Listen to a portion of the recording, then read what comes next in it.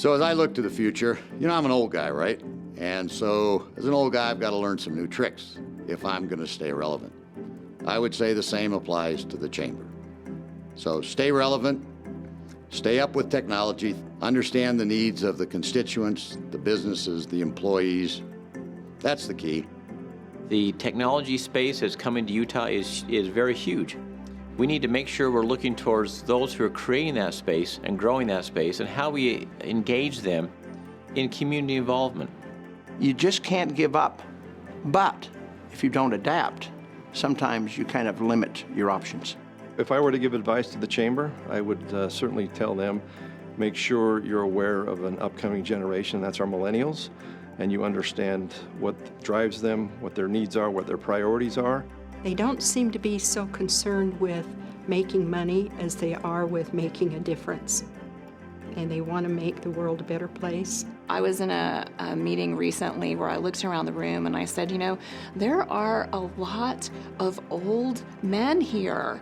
And I felt like I could say that because I was the old woman in the room.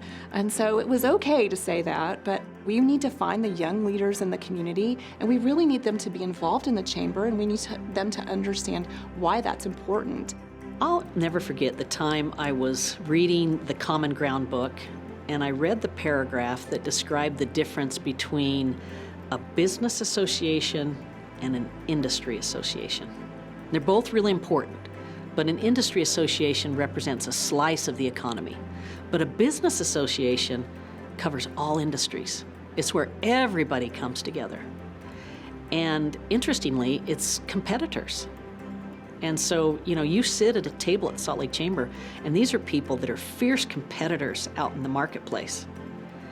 And yet they come here and they solve community problems and make this community tick and work.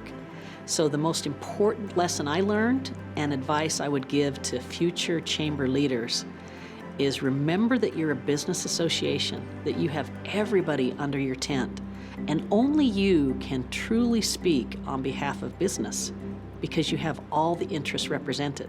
I can't imagine why a business would not want to be part of the chamber, because it just makes sense, both from an economic standpoint and from a civic engagement standpoint. The chamber has a great role in acting as a go-between with the citizens of our community and the business establishments. The public needs to understand that without those businesses, there would be no schools, there would be no police departments, there would be no taxes, there would be no jobs in the community. And that's such an important message for the chamber to keep reinforcing to the folks throughout the community how critical it is that if we have stable business, we have stable communities.